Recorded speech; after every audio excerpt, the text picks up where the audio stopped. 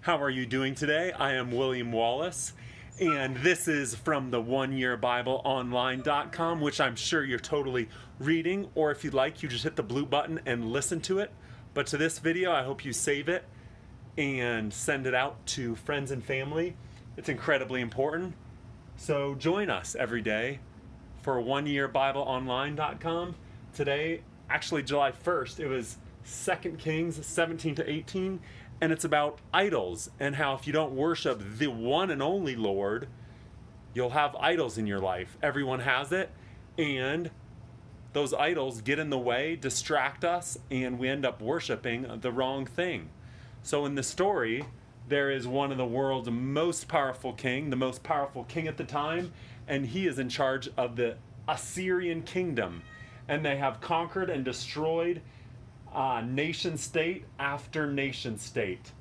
And they have taken the idols or the gods of those nation states and they have thrown them into their fire and burnt them. But they still have one more nation state or kingdom to conquer. They've even conquered the nation of Israel. But at the time of 2 Kings, there was Israel and there was Judah. And Jerusalem was inside of Judah. So the kingdom of Assyria sent emissaries and they talked to the king of Judah's emissaries and they said, "We are going to take over." Immediately the king of Judah said, okay, wait, we can strike a bargain. So they did. And this was the demands of the evil Assyrian kingdom. The king, his name was Sennacherib, but for these purposes, we'll just call him the king of Assyria. The demands were, you have to pay 1 ton of gold. Number 2, you have to pay 11 tons of silver. That's a lot of gold. That's a lot of silver.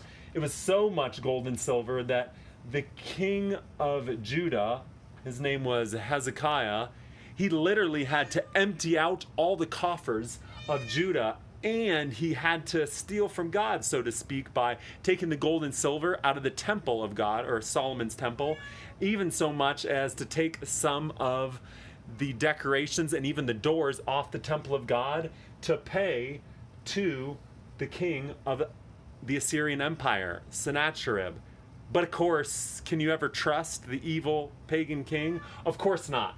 He still drove all these thousands of troops right up to the door of the kingdom of Judah and to Jerusalem itself.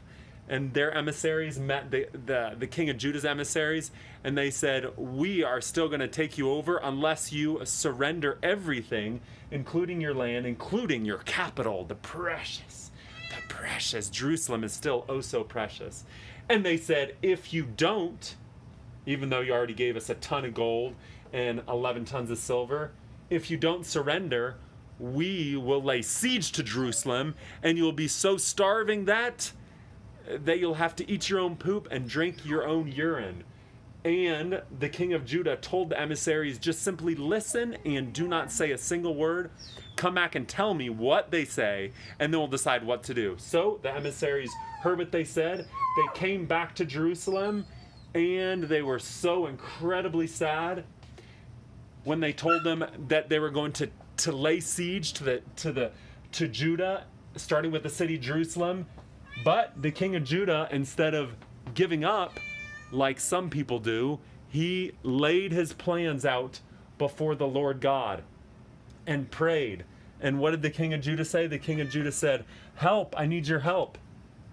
But wait a second, if I could pause real fast and go back to a movie called Braveheart. In Braveheart, the King of England bought off the Scottish nobles.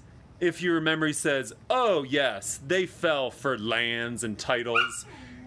And then the other English noble said, "Well, what about him? That guy," said, "Oh, he fell for much less."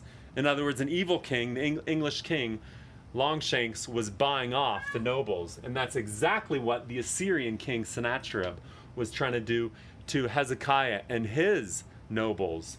But they did the good and godly thing. Instead of getting bought off, like the Democratic Party, mind you, instead he prayed to God the God of Abraham, the God of Isaac, the God of Jacob. And the king of Judah literally laid his plans out. If you ever had plans, desires, hopes, dreams, passions, you lay them out before God and you say, help.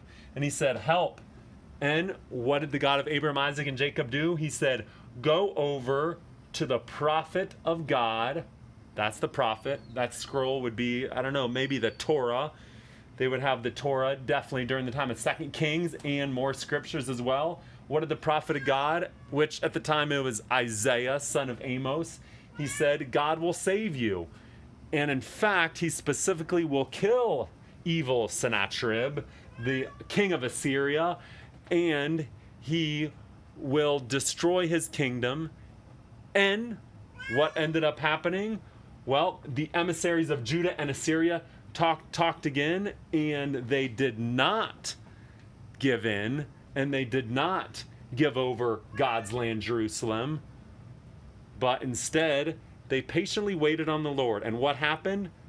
Later, during that same year, during that same time of the year, exactly like the prophet of God, Isaiah, son of Amos, said, the king of Assyria, Sennacherib, heard that the Ethiopian king was mounting up his soldiers to come and attack Assyria.